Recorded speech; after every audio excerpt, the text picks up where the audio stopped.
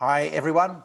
I'm Sean Kidney, the CEO of the Climate Bonds Initiative, an international NGO working to mobilize capital for climate action, working in Europe, in the Americas, in Asia, and in China, where, as we know, there is a lot of work to be done to build on the incredible work that's already been done over the last 20 years of action on green economy and green finance. Today, we have an event, a webinar on the topic of transition finance, driving capital towards neutrality by 2060. President Xi Jinping has made the announcement that China will achieve carbon neutrality by 2060 and in fact achieve peak emissions before 2030. We not only believe that China will absolutely meet those targets, we actually believe they will get there before that, but of course that's the discussion today. In doing that, we need to acknowledge a couple of things. We have huge challenges. The reason why China has made these commitments and the reason why 110 countries around the world have made net zero by 2050 commitments.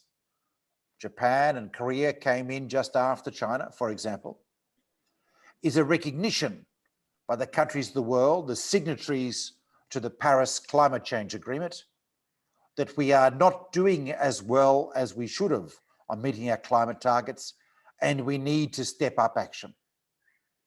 The Biden administration in the US has indicated it will now join China and the other countries of the world by announcing ambitious targets for 2050.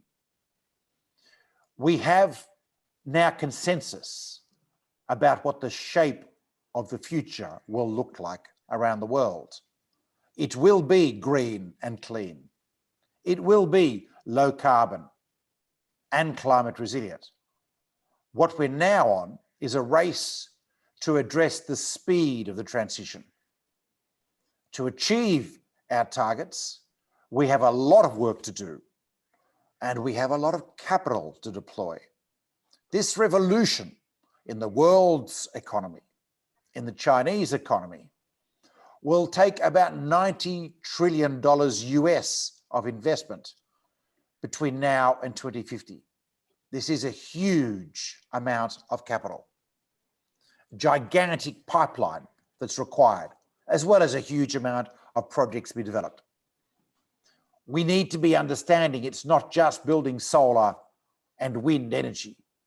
It's also about how we convert our cement industries, our steel industries. We need steel. We just need it to be zero carbon, not high carbon. We need aviation.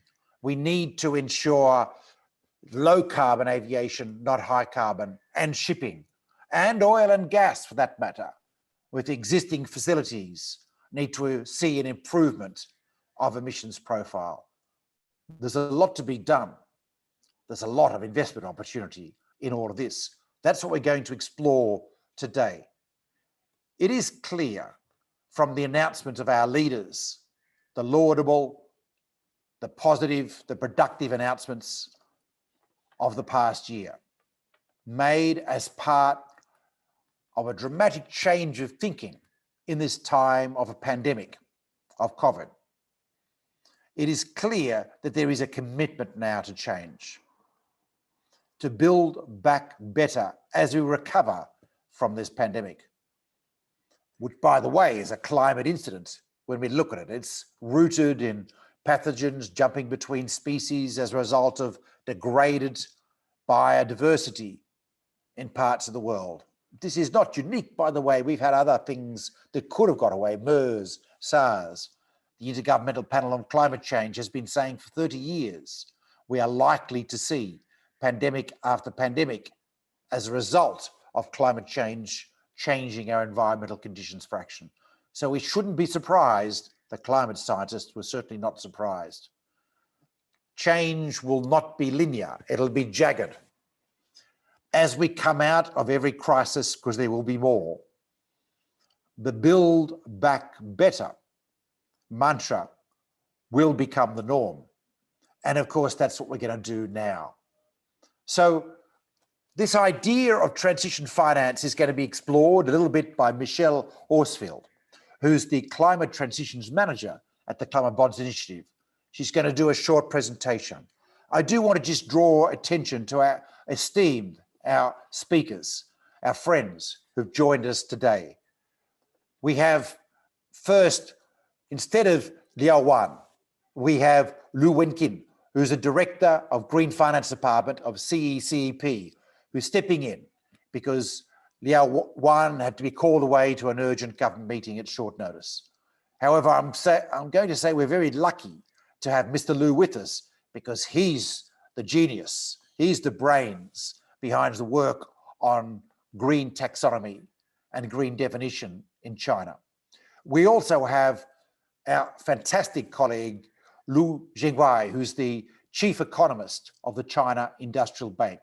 If you don't know about the China Industrial Bank, you need to know this has been the bank that has been the leader on green finance for many years in China.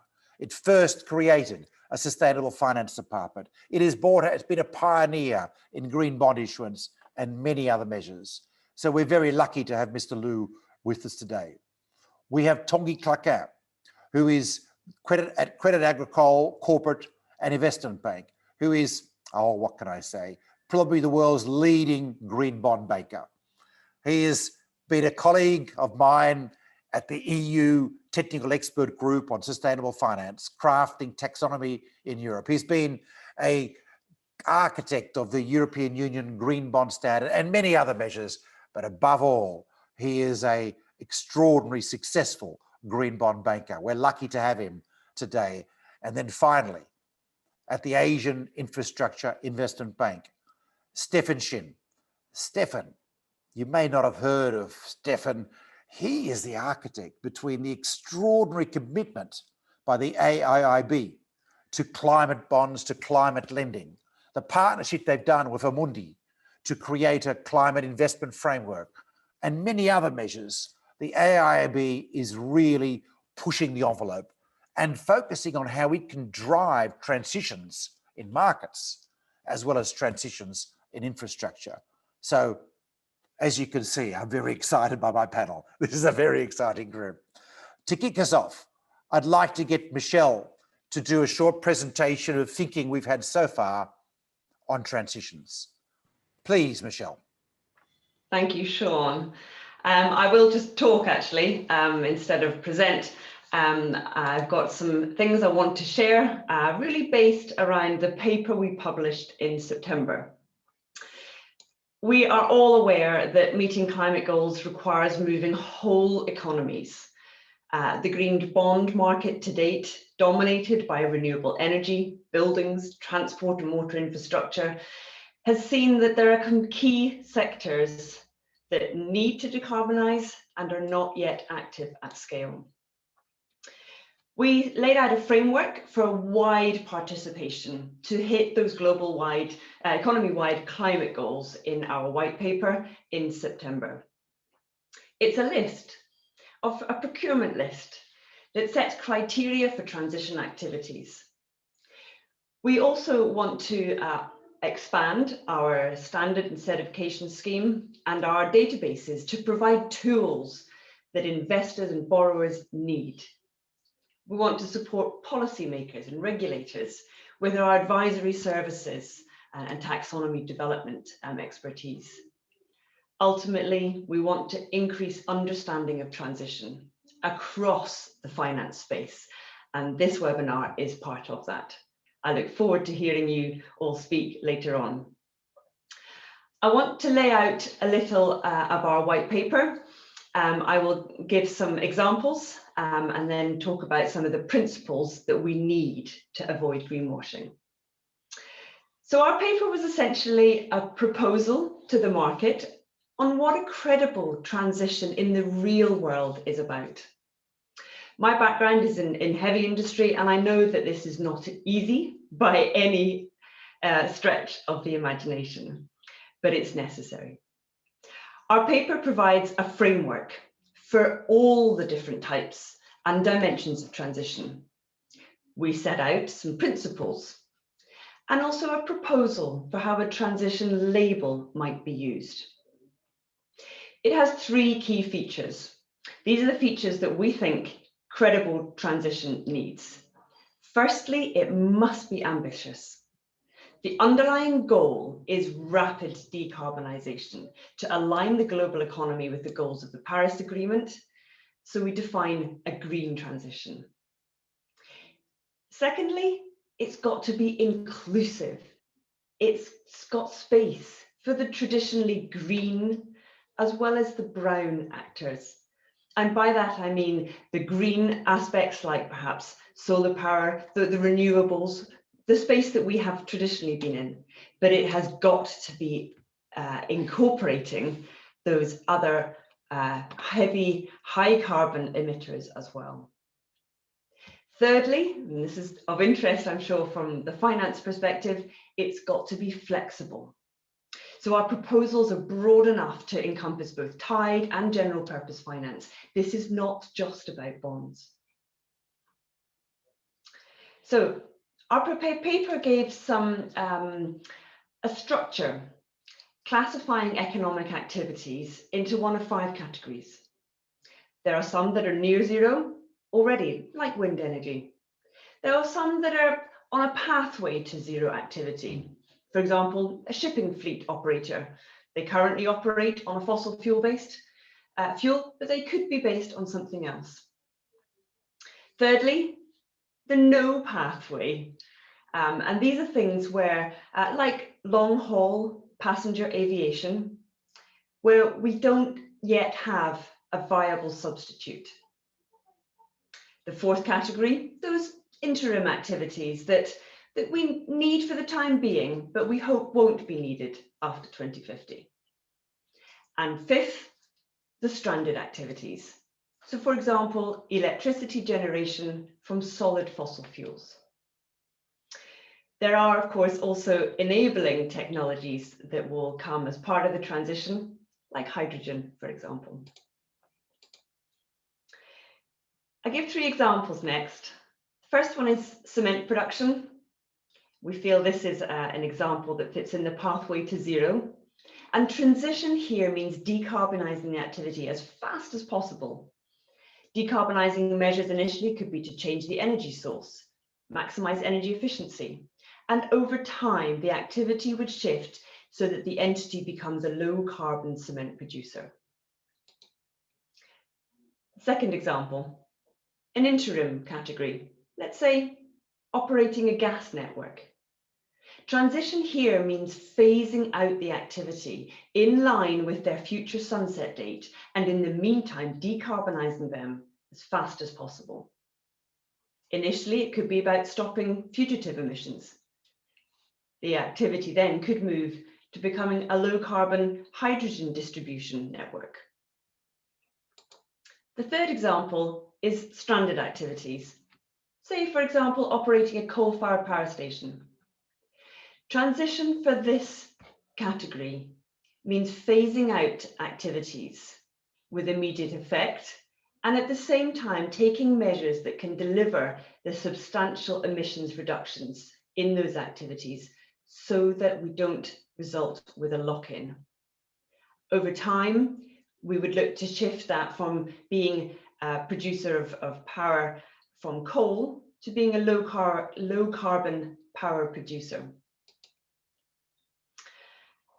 I want to talk a little bit now about the principles. So this is the aspects that will help us to avoid the accusations of greenwashing.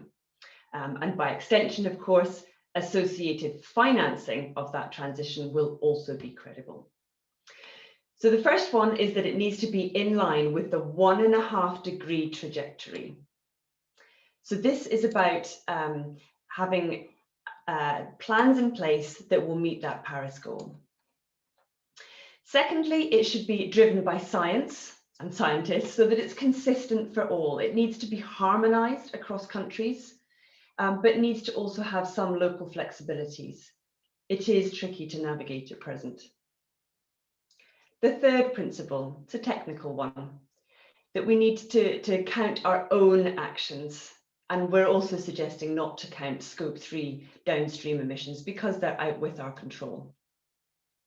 The fourth principle, that it should be based on technology, not at the moment about economics, because we've seen with renewables that those can change rapidly. And the fifth one is critical. This is not just about promises and pledges. It needs to be a demonstration, not just a plan for a plan.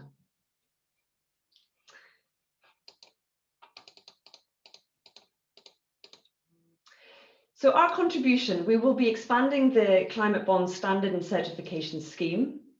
We will be undertaking market tracking of transition bonds and other transition related finance, and our advisory services to governments. We want to see financial instruments played out across this spectrum. For those low carbon activities, the decarbonisation measures, it might be a use of proceeds bonds or an asset-backed security. But for these low carbon entities, it could be financed by sustainability linked loans, a general purpose bond. There are lots of options. I want to close with a quote from a lady who I hugely admire, who essentially navigated the Paris Agreement. Her name is Christiana Figueres. And she describes that this decade is a moment of choice unlike any we have ever faced. And we need stubborn optimism to change the reality we have into the reality we want. Thank you. Thanks very much, Michelle. As the scene sets up, wonderful.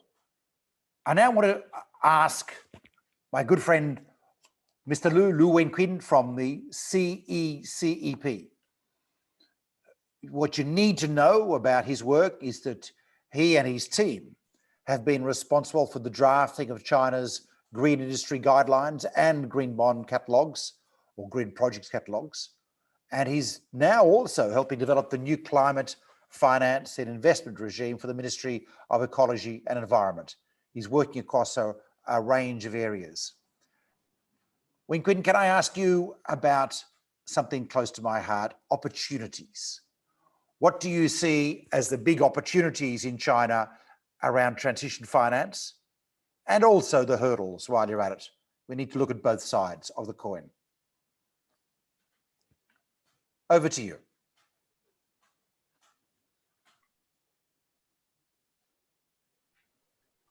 非常感谢肖恩的邀请我们也很荣幸能有机会在这个地方对我们所做的一些工作做一些介绍。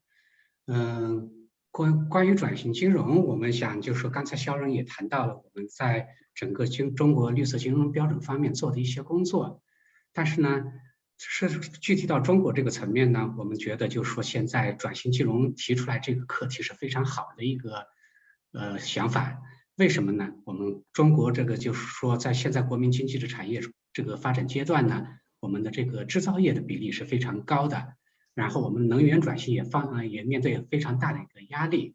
那么在制造业这个行业中呢，实际上我们可以看到，从数据的分析可以看到，就是说大量的排放，除能源之外，最重要的一个排放源就是在这个制造业这个行业产生的，比如说我们的钢铁行业、我们的建材行业，还有我们的化工这样一些行业。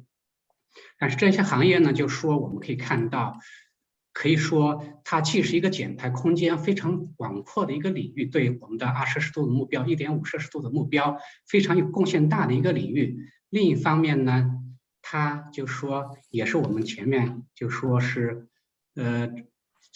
既然是它贡献大，这是一个问题的两个方面，它的排放量的非常大，它从另一方面来看的话，它的这个减排的潜力也就非常大了。这是我们应该去十分关注的一个领域我们应该把它提到一个更重要的一个位置上去解决这样的问题，去解决一个我们这个制造业、我们重工业行业的这样一个，也就是现在我们大家通常说到的我们棕色领域的一个转型的问题这将对这个我们国家的这个减排、中国的减排呢，造成一个非常大的一个贡献这是我们觉得这是一个非常广阔的一个可以叫做机遇吧，也是金融系统的一个机遇。既然我们有一个很大的减排空间的一个行动领域呢，我们不应该放弃它。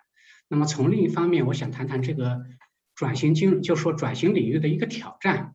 那么我们大家都知道，就是在转型领域呢，基本上就说在国内来看的话，这样的领域普遍面临一个产能过剩的问题，也是我们产能需要调整的问题。我们看到我们相关的政策呀，都有一个两高一剩的这样一个产业调整，这样相关的一些政策。那么对于这样的一些行业呢，在金融介入的时候，其实也面临一个非常严峻的挑战，就是我们一方面是要促成这个行业的优化升级，我们的减排，我们的一个技术升级迭代更新啊，一个低碳化的发展。另一方面呢，也面临一个行业的整体的就是落后产能的淘汰的问题。那么我们金融机构或者我们叫资本市场去介入这个领域的时候，我们实际上对这个领域的一个发展趋势，我们一个项目的一个水平，就是说我们项目的一个风险呢的把控，需要一个更高的一个能力，这对金融机构也是一个挑战啊。我们觉得就是说，我们就说金融系统介入我们这个中色领域的时候呢，可能需要在能力上，我们在标准上，我们在各个方面的一个治理上、信息透明度上，我们都需要做更多的工作啊。我大致先谈这么一些观点啊，谢谢。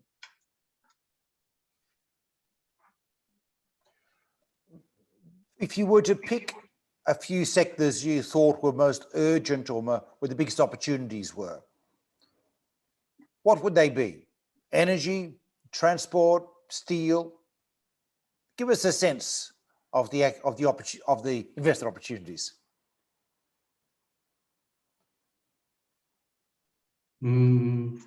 现在在国内钢铁行业呢，可以说从碳排放量这个数据分析来看，它可能是一个第二大的行业。我们第一大行业可能是我们的电力行业。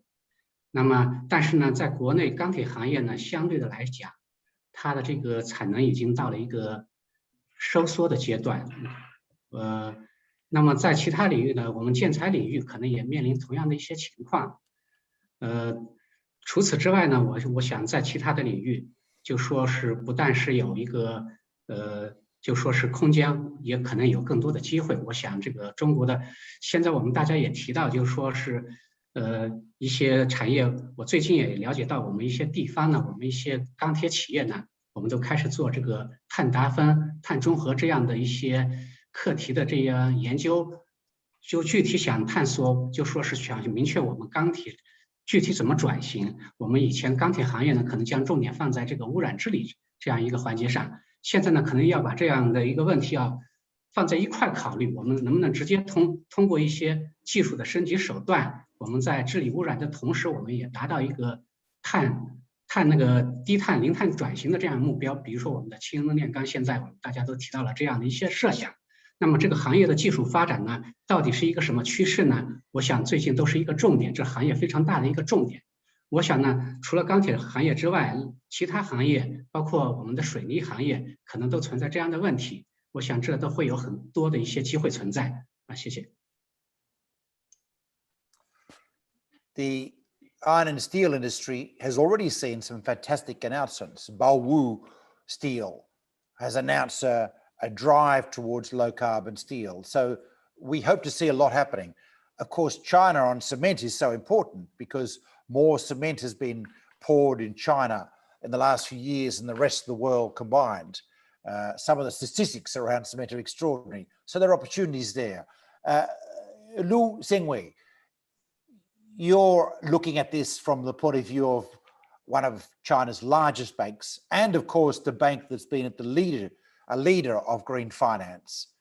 Can you tell us what your thoughts are on opportunities and hurdles, but also about the implications of President Xi Jinping's commitments on industry in China?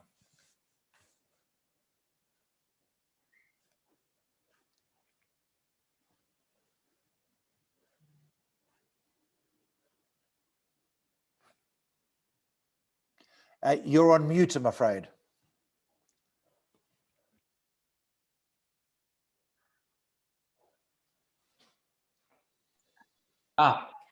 首先这个感谢这个思远先生。然后刚才这个 Michelle 的分享呢也非常棒，然后我听了之后呢也都特别受鼓舞，也非常受启发。对于机遇呢，我想说碳达峰、碳中和其实是一场经济社会全局的深刻变革。这当然这句话其实这个习近平总书记呢也讲过。而我们目前的经济其实是建立在上一轮化石能源为基础的工业革命基础之上的，所以几乎所有的经济活动都或多或少的都有这个温室气体的排放问题，所以存在着大量的高碳排的大量的这个行业需要被改造。但是呢，我们从目前来看，这个我们就说中国吧，截止到去年末，我们的绿色信贷是12万亿，这已经在全球已经是很大的了。绿色债券是8000亿，当然都是人民币啊，这放在全球其实也是排名前列的这个规模。但是我不知道大家有没有注意过，中国的商业银行的总资产的规模是多少？总资产的规模其实代表了各种融资，是吧？它的规模。这种融资规模是多少呢？320万亿。而我们去年绿色的贷款债券加起来不到13万亿，如果我们再加上股票，可能也大数也就是13万亿左右。所以对于这样一个320万亿的规模来说，其实是非常非常微不足道的。所以我们显然也不能单靠过去的贴标的绿色融资来承载一场全局性的经济转型。在这个转型的过程当中，随着一些技术的变化，有一些排碳的项目会退出历史舞台，但是仍然会有一些排碳的项目在2050年和2060年之后仍然没有替代品，而继续为社会所需要。所以呢，我想无论是逐步退出的还是仍将存在的，都需要大量的低碳改造。所以我觉得 Michelle 刚才提的转型的这个概念非常的重要，而且非常的这个迫切。同时呢，从我们 CBI 的这个提的转型的这个概念来说，它与传统的绿债有着明显的不同。比如传统的绿债呢是对应着具体的项目的，但是转型这种融资呢是可以对应实体的，就是一个主体的，而且它不仅仅指债，它可以包含各种融资。所以呢，绿债的好处，它是确保这个资金投向了绿色的领域，但是却没有锁定整个企业的路径，因此也可能存在一个主体我同时上绿色的项目和非绿色的项目的问题，从而它对整个经济的净效果没有办法进行评估。但是呢，转型融资它是对实体的，只要实体是面向碳中和的这个目标有一个清晰的规划的，那么它对巴黎协定对于整个经济的净效果反倒可以比绿债更可预期。所以我想我讲的这2点呢，其实是它非常重要的机遇。就是第一个呢，传统的绿色标签的太小，所以的确需要大量的转型融资才能支撑整个社会的向低碳的迈进。第二个呢，它使得这个绿色融资的主体啊，他们来降碳的，就是在碳中和的这个路上变得更可预期。但是我们也承认啊，它的确有还有很多的障碍，需要 Michelle 在后面帮助我们大家来解决。比如说，第一个障碍就是如何在转型与洗绿的嫌疑之间进行有效的区分。虽然 Michelle 刚才讲到了，我也在这次会议之前仔细的阅读了这个咱们即将这个发布的这个白皮书。那因为如果这个区分不清楚的话，就没有办法，这个主体啊就没有办法避免它的生命风险，同时我们也没有办法避免有些主体的它的套利，同时呢，市场和政策层面的评估也会存在困惑。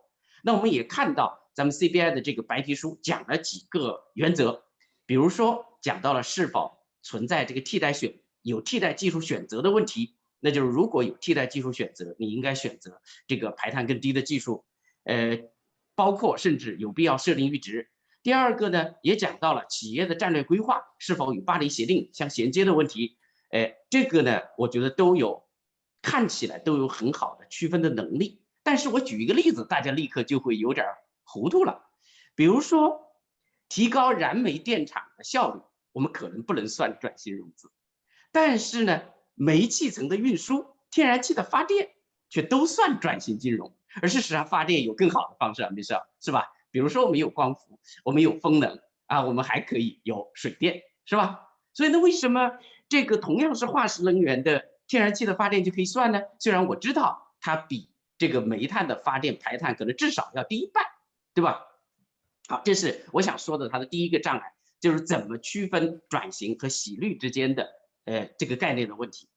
第二个问题呢，就是如何将单个企业的低碳转型与整个经济的低碳转型，特别是有明确时间点的转型达标的那个有效的衔接起来。比如说，我们从技术上看了，说，哎，这个行业的这个企业，它采用现在的这个技术，它虽然排碳，但是比过去低了，它仍然可以算作转型融资。但是当你把所有这样的行业都加起来之后，你是不是能保证对一个国家来说，它一定能够在2050年或者2060年就实现中和了呢？这恐怕是有难度的，是吧？单纯的看一个行业里面这个现在采用的这个技术，可能我们认为它是可以使用转型标签的。但是当你面对着加总的问题的时候，国家却是不一定能够在那个特定的时点达到它中和的目标的。所以这是第二个我觉得很难解决的问题。当然，第三个呢，这个就相对于前两个的问题小一点，但依然是一个障碍哈。就是我们很多的转型融资这样子的企业、这样子的项目，它的固定资产投资的规模都很大，具有比较长时间的锁定效应，特别是对于技术仍然在快速变化的行业来说，那这个就尤其难以抉择。比如说，如果我现在不选择新的技术，它仍然是高排碳的。我选择了，可能这个技术呢，比如在5年、8年之内，它会有新一代的替代技术又出来，还不等我这个投资收回来，可能新的替代技术就基本成熟了。那在这种情况下，我们怎么样来处理这个问题？好，我先说这一些啊，谢谢。There are many challenges. You're right, and thank you for those comments about the example of coal and gas. I think the real challenge here is what is the requisite ambition in a different sector. One of the things we've looked at is along the lines of what you said of our international work has been what does trajectory of change need to be to meet our commitments? And often it will be, well, more ambitious than we think because of the nature of the targets we have. In Europe, we're certainly wrestling at that question at the moment. Coal and gas in the energy sector, as you say, things we need to understand fully what's got to happen. In the gas sector in Europe, we're acutely aware at the moment that the emissions profile of gas, once you count fugitive emissions, is much higher than we thought in the past. And so its role as a bridging technology is now under investigation. It's not so sure that it really is the bridge that we thought it was.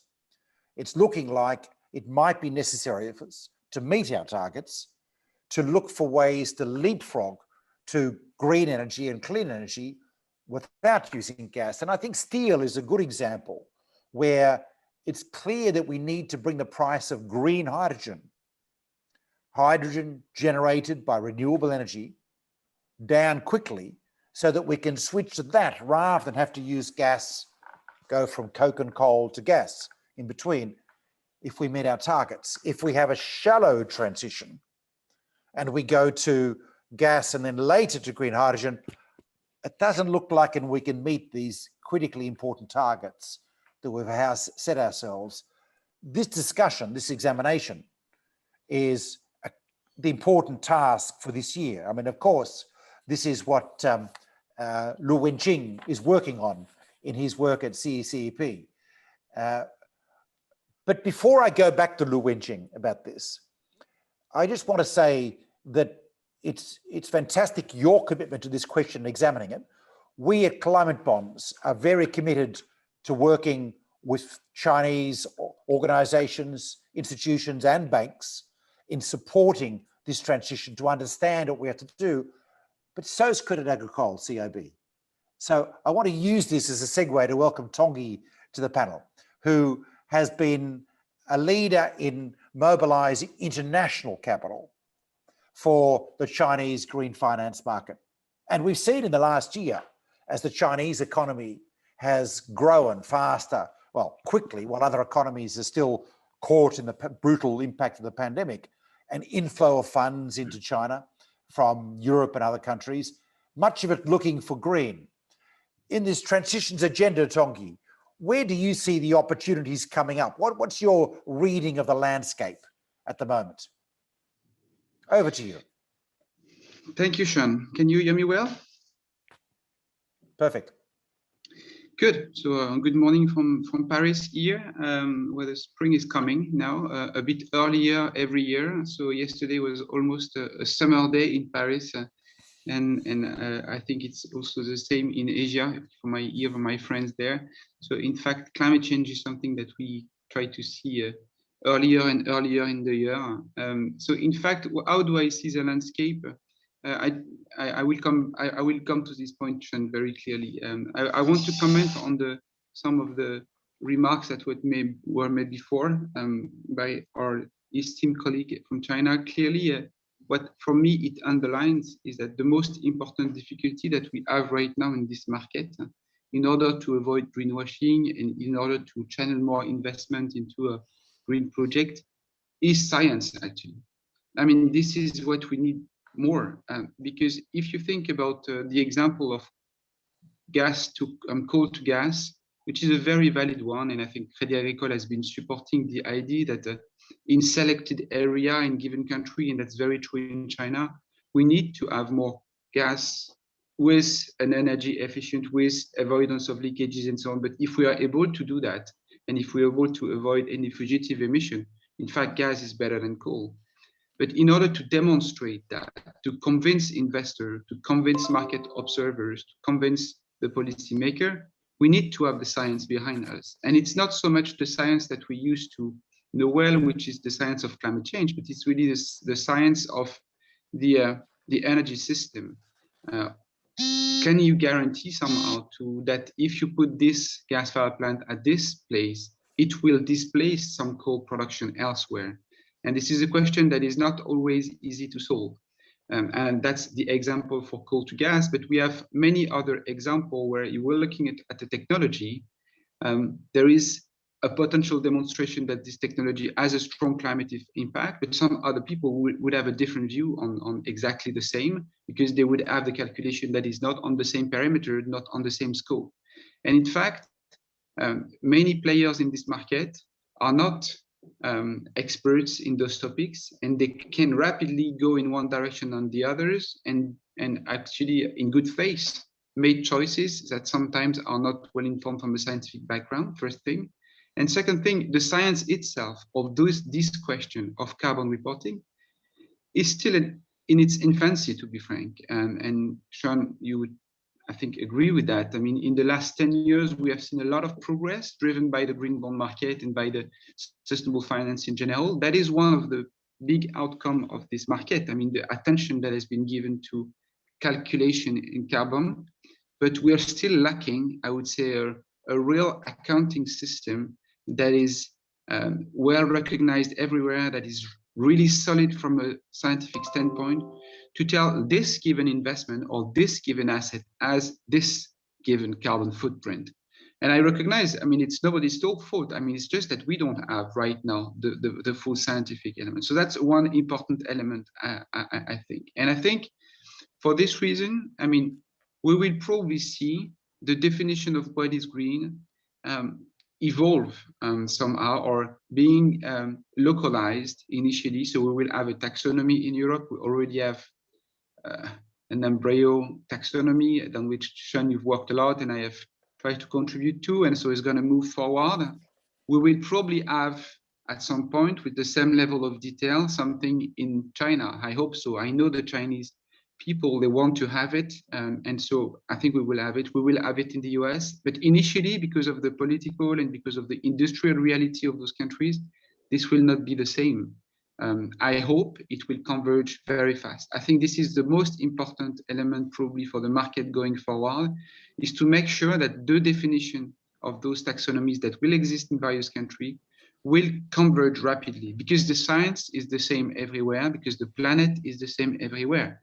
And so we should have a convergence in this taxonomy. Luckily, because in Europe we have started to do something very detailed, I think it will serve as a reference for other areas, not to copy, but just to go to the same level of detail so that we have really a common definition on which we can work and on which we can further develop this market. I want to praise the work that is done by the CBI on that front.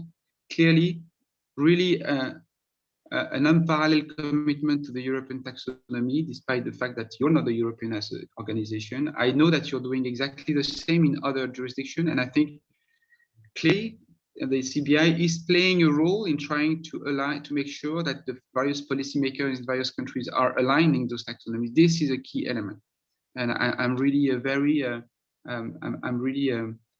happy to say that you're playing a unique role in this market, and thank you for that.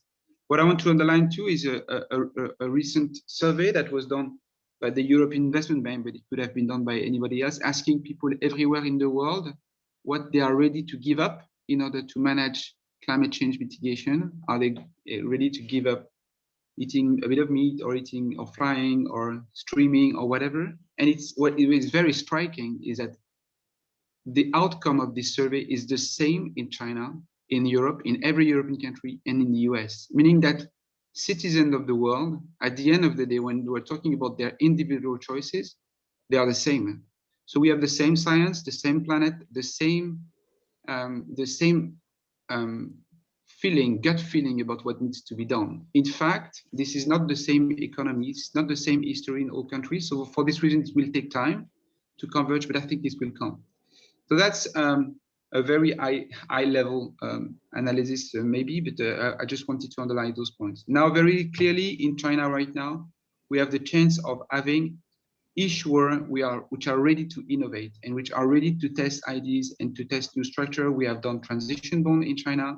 I know we have a debate about that, Sean, but I think it is necessary to test those ideas. It is necessary to see what can be a good transition bond in China, and we will keep on working at Frederico with every issuer that wants to test those ideas. We've done a blue bond in China too. We've done some of the first green covered bond in China too. So clearly, we have the chance in China to have this strong dynamic at the issuer level, and we have around the table a very high-profile representative of this industry in China, which is trying to develop the financial tools that we need. I mean, for me, as soon as you have transparency and as soon as you have accountability, there is no greenwashing. If you tell what you do and you do what you tell, fair, fine enough. People are big enough to understand what they want to invest in. Whereas greenwashing is when there is a misrepresentation in what you're doing, but that's not the case here. What we still need to work on in China is develop the investor base, clearly. I mean, there is a dynamic in Europe, now clearly also in the US, but in Europe, driven by the investor demand, that for the moment, I would say, is not fueling enough the market in China. It's growing, it's increasing, but right now the market is too much driven by the fantastic innovation coming from the from the issuer, advised by their good banks, but also and also by the support of the policymaker, because in fact clearly those issuers would not do those trades without the support of the policymaker. We need to have more investor dynamic, investor diversity, opinions, and that is also fueling the market a lot. So that's what I see clearly for the Chinese market, but clearly the pace at which it has been able to move on in the past makes me quite confident about the fact that we will have it. Fantastic, thank you, Tanguy. You've raised some interesting points, and I think when it comes down to the greenwashing point, you're absolutely right. The key thing is transparency and honesty, and that's what we see in this market today, and that's to be applauded. Of course, the other thing you raise is the need for a science basis, and that is very true. It is one atmosphere, it's one world. While we in Europe and you as a French citizen, me as a citizen of Ireland, working on this European taxonomy. In China, we have Dr. Liu especially, and both Dr. Liu's working on this work, and we need to bring that work together. The Asian Infrastructure Investment Bank is a World Bank. It's a bank that looks way beyond the confines of any single country. I'm interested, Stefan, you've been listening to this discussion. What are your thoughts on the opportunities that you see and the hurdles? You're working across so many countries. You've done a climate change investment framework. Give us your reflections on this. Thank you, Sean, and CBI for inviting and organizing this panel. It's very well timed. I think it's a very interesting topic. I think Michelle and her work on the white paper is very clear. It's very important. Just to add on to kind of what the other panelists were saying, I think the hurdles and the challenges are pretty clear, right? Lack of data, communication with the investors, with the issuers, alignment with the regulators, and having a global way of kind of being aligned. And then obviously it really comes down to what I think Tanguy was saying, which is transparency and honesty. And if we can get to that ideal state, then it would be just a much simplified problem. But I think on the opportunity side, I think it's a little bit harder to see. I see actually a lot of cottage industries beginning to come up, and they would be like, for example, if you kind of take a step back with the green bond and kind of the emergence of the sustainable bond market, you kind of have this cottage industry of like second opinion providers, right? That really kind of never existed, and then you have these expertise and specialists that never really existed. I think similarly with the transition, it would be very similar. You would have a cottage industry that helps the transition. I kind of think about it like Y2K bug, year 2000, but much bigger in scope, obviously, because there is a physical science related to it, and it's a global political agenda. So there are lots of opportunities. On the institutional investor side, from a pure economic financial perspective, I would imagine that as an investor, if you pick the right ones that would survive, and if you know how to pick them correctly, then that would be a fantastic opportunity, right? To see the outperformance of public global equities or public global credit spread of those companies versus those peers who are just doing better in transitioning. And they're, according to our panelists and according to market data, they are really undervalued, right? Because they get kind of overshadowed by this fear of greenwashing. And if you're in a particular industry, unless you're proving yourself, then you're going to get heavily discounted, or you're not going to get the benefit that you should be getting. So there's fantastic opportunities from an investor point of view if you can get the right kind of analytical tools, get the right data, understand what's really going on at each entity levels, and then able to track them with the right data, that they're hitting the milestones, that they're coming through with the promises that they have made. And if they do that, then I think the markets are more than happy to reward them with higher premium for equity prices, for lower funding spreads, just because it makes economic sense. Companies that will survive into the future are the ones that are ready to either transition, already have transitioned, have very good adaptation facilities, because eventually regulation will catch up, and those people that are doing the things what the Paris Agreement said they should be doing will actually benefit. So there's fantastic opportunities, from that angle. So there's the cottage industries, and then there's the cottage industry technologies. So as you try to transition, I think the fourth principle in the white paper is the technology viability. So there will be a lot of technology, and I think right now AIB is also looking at kind of opportunities in infrastructure technology, and a lot of them does have to do with kind of climate change and climate action, right? So there will definitely be a lot of space for those kind of companies. And then, as I mentioned, institutional investors. Going back to the major hurdles, I would say there's really two major hurdles that I see. One is specifically for Asia. Asia, especially if you kind of look at China, it's to kind of borrow from Alvin Toffler. I think he wrote this book a while back called Third Wave, right? Where you have different stages of the economy. So you have agrarian, then you have services, then you have kind of knowledge workers, right, in manufacturing. in China, all of these things are happening at the same time. So I would imagine in the world of transition, these things are also happening at the same time, where you're skipping generations in technology. So how do you kind of deal with that, where in the developed world, you're looking at incremental changes? In the emerging markets, you actually have the opportunities as well as the challenges to, can we skip a generation in technology to get to a greener, to get to a more climate friendly kind of future? The other one I would imagine is, when we're out there in talking to issuers and investors, they want to focus on NDCs versus net zero, right? And that debate is something that is not exactly clear everywhere in the world. And I think the more science-based, facts and figures and kind of projections come out, I think it will be more clear. But NDC versus net zero is going to be a topic that's going to be around. Because now I think everyone, unless they've been hiding under a rock, agrees that the future will be in climate finance. The question is the end goal net zero, and by what time? And is it going to be, or is it going to be NDC, and the fine tuning of that? So I see that as a major hurdle, out here in China as well as in Asia. Thanks, Stefan.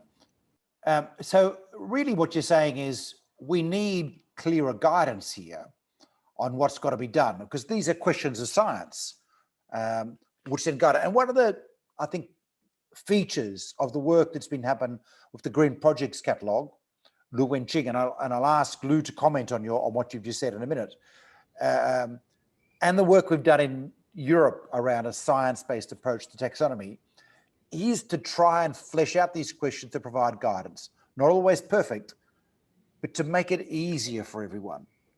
And in a world when there is so much science and so much noise and so on, clear targets by the central government, as we now have in China and in Europe, make life a lot easier for us. And then clear deduction of those targets, providing guidance in different sectors, becomes the critical job for us to do to make it easier. I mean, we need investors, as you say, Stefan, we need banks, we need everyone to have a common language and a common understanding here. For those of you that are listening, you can ask questions in the Q&A chat. We'll attempt to answer a couple of them. This session will be recorded.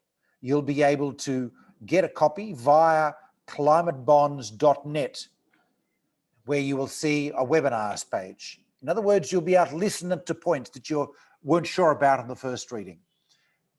First, can I now ask Wenqing, you've been looking at this issue of how to develop science-based criteria. In the chat, we've had a couple of questions like, is agriculture part of transition? What are the definitions of transition? How well do you think we're making progress on this? Do you think it's clear? How much work have we got to do? How far along? Are we 10% of the way of understanding what transitions need to be, or are we 90% of the way to understand what transitions need to be? What's your view at CEP? Wenqing.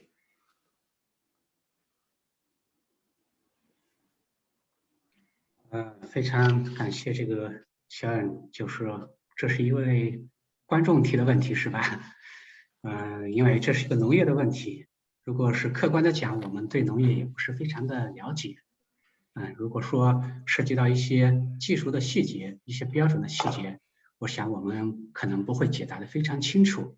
但是呢，我也想提到，就是说其实农业也是存在一个转型的问题。我们在这个温室气体排放的一个很大的种类甲烷这方面呢，我们从这个数据也可以看到，就是说农业领域排放的甲烷呢，基本上要占到25%左右这样一个水平。然后呢，农业可能我们大家也看到了各种各样的一个专家的介绍，虽然我们自己本身不是专家呢，我们也在关注这方面的一些，就是一些研究的成果，比如说我们通过这个种植品种的调整，一些技术手段呢，也可能是对农业方面呢的一个甲烷的排放，或者是其他的一些排放呢，我们会有一些比较好的措施。我想呢，就是说这是一个技术问题，但是这也是一个非常重要的一个领域，我们不应该去放弃的领域。农业其实也很重要，不光是我们的工业，工业可能大家看到的都比较明显，农业呢和我们的日常生活是息息相关的，但是呢，我们又非常有挑战性，我们离不开它，但是我们怎么去转型？我想这个问题，我想还是留在我们行业专家去更加清晰的阐述为更为恰当一些。我先谈这么多观点吧，好吧，谢谢。Thank you. Tongi, I know we need to lose you. You've got another commitment in a few minutes.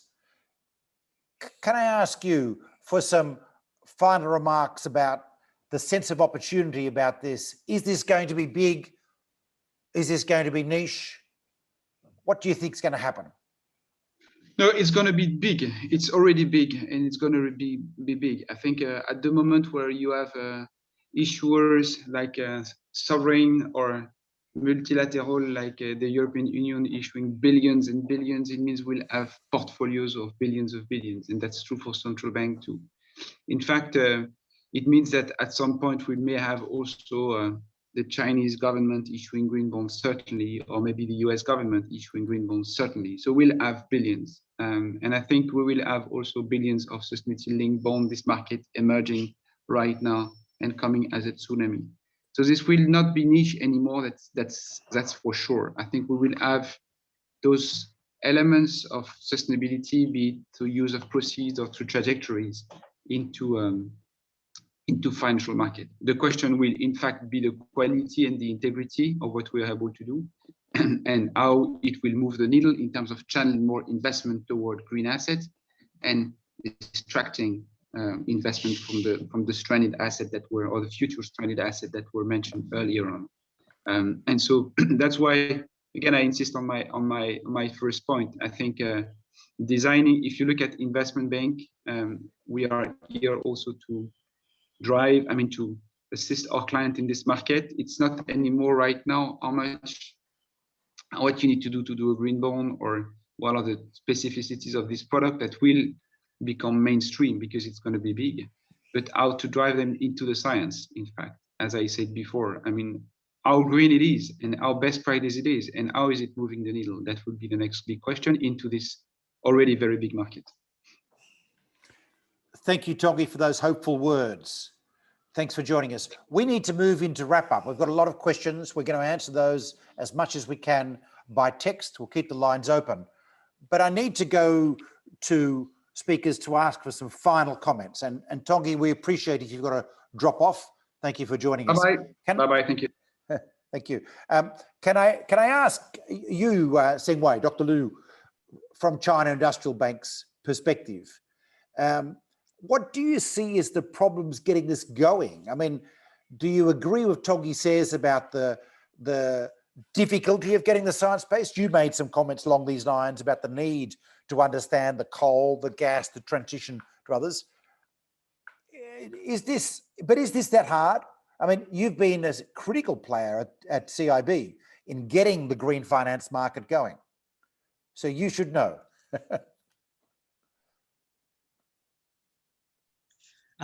好的。其实对于这个市场本身来说呢，我认为是现在有着巨大的潜在需求，而只不过咱们 CBI 和其他的一些这个组织呢，把这个潜在的需求讲出来。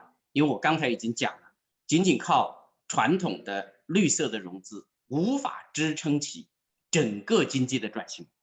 那所以从这个意义上来讲，转型金融会是一个巨大的市场和蓝海，而且对于每一个它只要有更低的减排的意愿来说，其实它都应该被支持。所以呢，我觉得如果要把它能够和息率区分开来，如果要把它能够和一个经济体的这个综合的时间点衔接起来，我觉得恐怕需要2个方面的工作。如果这个做好了呢，我们可能这个市场我觉得会发展得更快。那第一个呢，我觉得其实在 Michelle 前面那个报告里面有讲到了。那么对于我们是不是可以首先明确一些重点的行业，就是尤其是在可以预见的将来，这些行业仍将存在，它的排放又很高，所以我明确这样的一些行业作为重点行业。然后呢，针对行业类的技术，就是科学家们可以看到的这个技术，设定排放的阈值。那么只要你在这个碳排的阈值之下，那我们可以认定你是转型融资。我觉得呢，这样呢，其实就在这个转型和洗绿之间可以画一个比较清晰的界限。当然哈，我得承认，这种办法依然不一定能解决个体层面的减排合成到整个经济体层面，它是不是一定能在那个时间点上实现中和？所以呢，我们就还需要有第二个建议。那么，对于每一个经济体来说，如果它有了总量层面的按时间的减排的这样的一个轨迹的话，那么而这些又被分解到了每一个行业的话，这样个体就可以非常有效的和这个国家的目标和国家的时间点清晰的衔接起来。而其实我认为啊，这个在中国是最有实现的可能性的，在其他的任何的国家恐怕都不一定有这么好的实现的可能性。因为在今年，这个中国政府明确的表示将会制定达峰和中和的时间表，就是说具体的落实的这个路线图，然后压实各地区各行业的责任。那么一旦各个行业的责任压实，这个它的碳减排的要求，就是具体的量有了，那么它一定会对这个行业类的主要的企业会分它的这个碳减排的任务。那么这样有了这个任务之后，那么我就能知道，只要你在这样的一个排放的标准之下，那么我就认为其实你属于转型债，而且可以有效的把个体和国家的目标结合起来了。当然，对于第三个建议呢，我觉得对于金融机构来说，我们的确可以依据碳足迹的方法核算这个金融机构融资的碳排放强度，并且将这个经济体的减排的路径或者中和的路径和我们金融机构跟国家层面的这个路径去对比，那么你肯定不能明显的偏离国家的路径。那我想，这是不是一种解决我们讲的问题的几个可以思考的办法呢？行，好，我就先说这些。Great points. Thank you. Really, really useful points. And we agree with you fully about the important need to develop targets and guidance in these areas, which is something that we will be supporting Dr. Liu with and for the Chinese definitions and working on it internationally.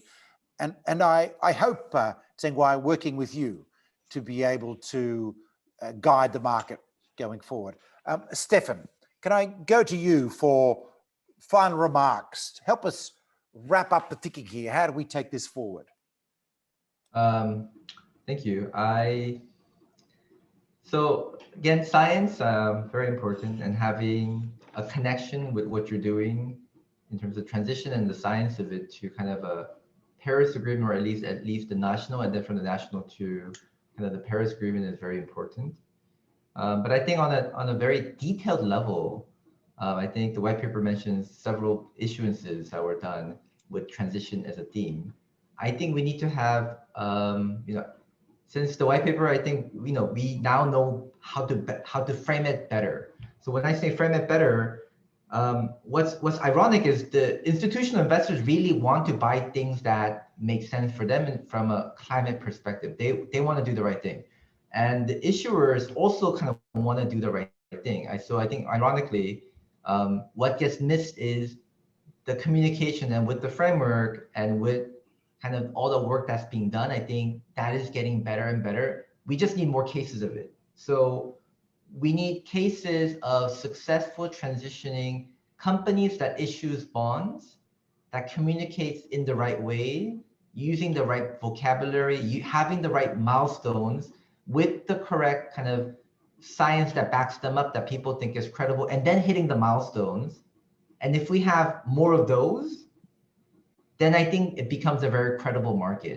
Right now, it's an infancy market, so people are just trying to just set things up. But once it wants to become a credible market, you have to have relatively standard way of doing things. And I think the white paper and the framework is very good in setting that up.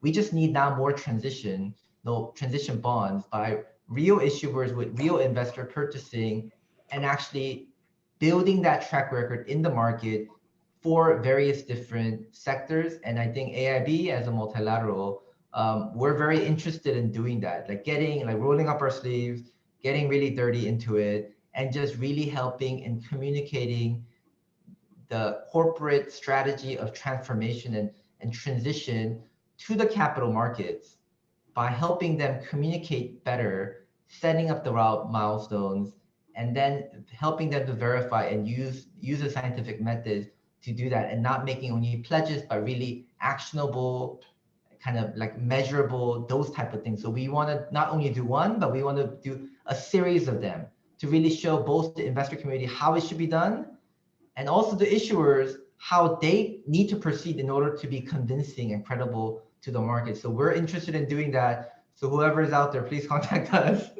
if you're interested to work with us. And we hope to be working with CBI on that mission critical, like the nitty gritty of getting more of these transition bonds done in the market.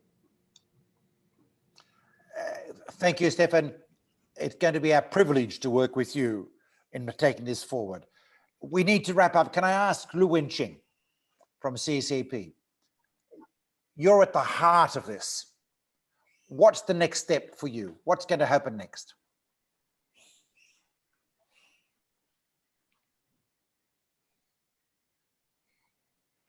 嗯，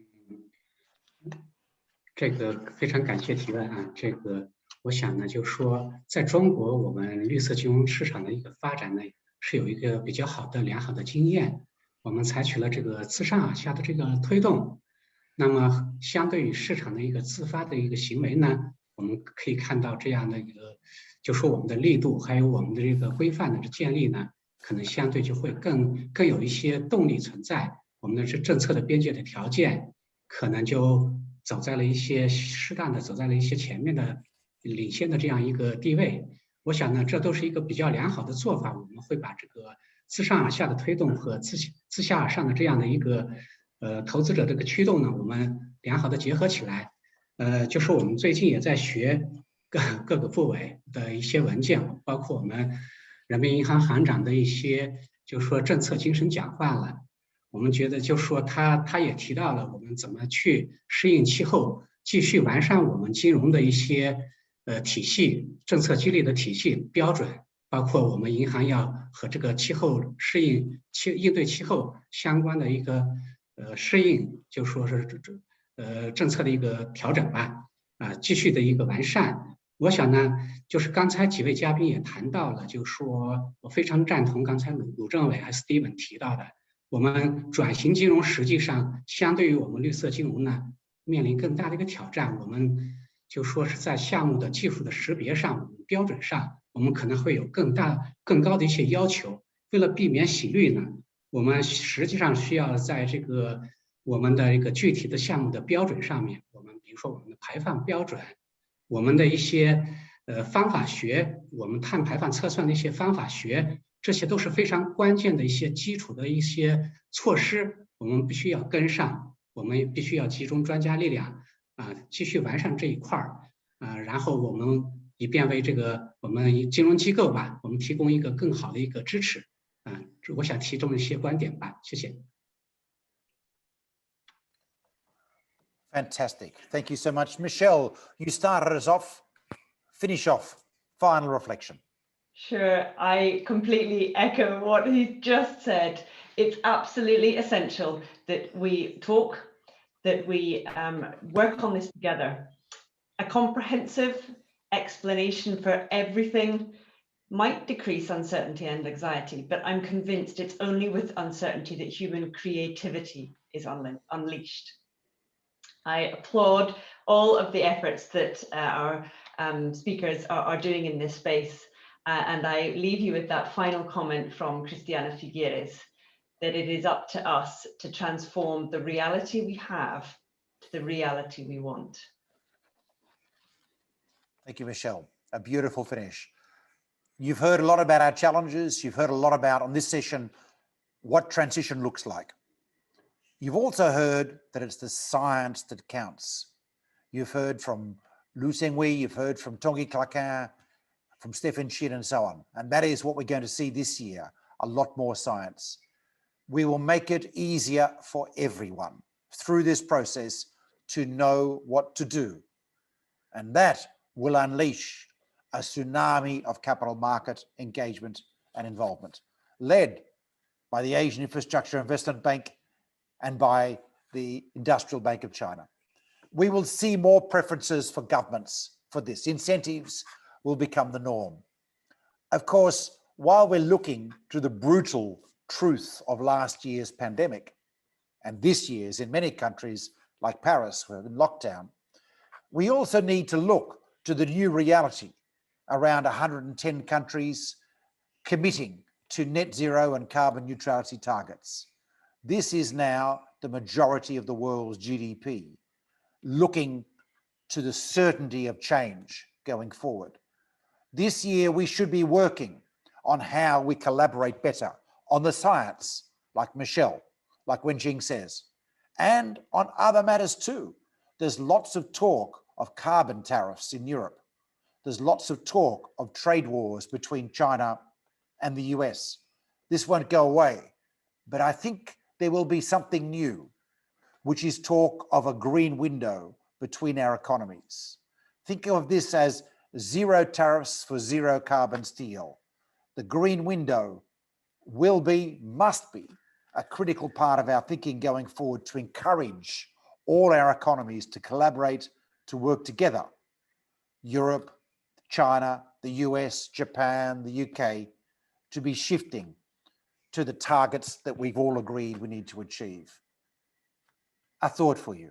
Thank you for joining us. Thank you so much to our fantastic panel, to Lu Wenjing, to Tanguy Claquin, Stephen Chin, Lu Zhengwei, and Michelle Horsfield. We have a lot of work to do. We have a fantastic team here working on it. I look forward to working with you, all of you, this year to transition China's economy and transition the world economy. Thank you, everyone.